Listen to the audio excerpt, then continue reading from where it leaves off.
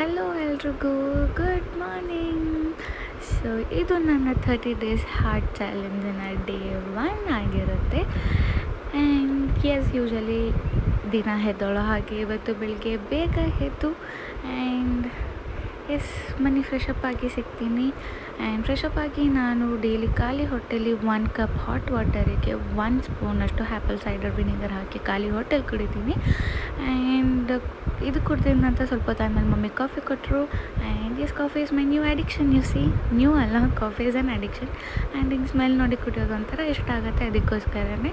So coffee ಕುಡಿದು ಮನೆಯೆಲ್ಲ ಕೆಲಸ ಮುಗಿಸಿ ಆ್ಯಂಡ್ ಇವತ್ತು ನನ್ನ ಹೇರ್ ವಾಶ್ ಡೇ ಆಗಿತ್ತು.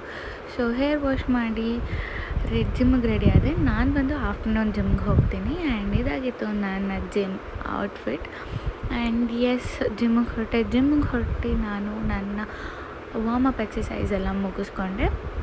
ಆ್ಯಂಡ್ ವಾರ್ಮಪ್ ಎಕ್ಸಸೈಸ್ ಮುಗಿಸೋ ಅಷ್ಟರಲ್ಲಿ 40 to 45 ಮಿನಿಟ್ಸ್ ಆಗೋಗ್ಬಿಟ್ಟಿರುತ್ತೆ.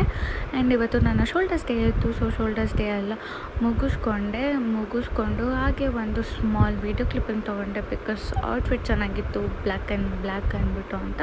ಸೊ ಇದು ಮುಗಿಸ್ಕೊಂಡು ನಾನು ಜಿಮ್ಮಲ್ಲೇ ಫ್ರೆಶಪ್ ಆಗಿ ಇವತ್ತು ನಾನು ಚರ್ಚಿಗೆ ಹೊರಟಿದ್ದೆ. ಸೊ ಚರ್ಚ್ಗೆ ಹೋಗಿ ದೇವರಿಗೆ ಪ್ರೇ ಮಾಡಿ ಕ್ಯಾಂಡಲ್ ಲೈಟ್ ಮಾಡಿ ಮನೆಗೆ ಬಂದು ತಿರ್ಗಿ ಫ್ರೆಶಪ್ ಆಗಿ ಬ್ರೆಡ್ ಟೋಸ್ಟ್ ತಿಂದೆ.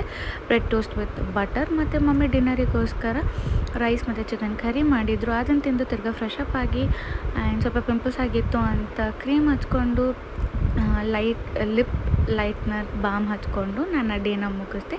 ಸೊ ಇದಾಗಿತ್ತು ನನ್ನ ಡೇ 1 ವಿಡಿಯೋ.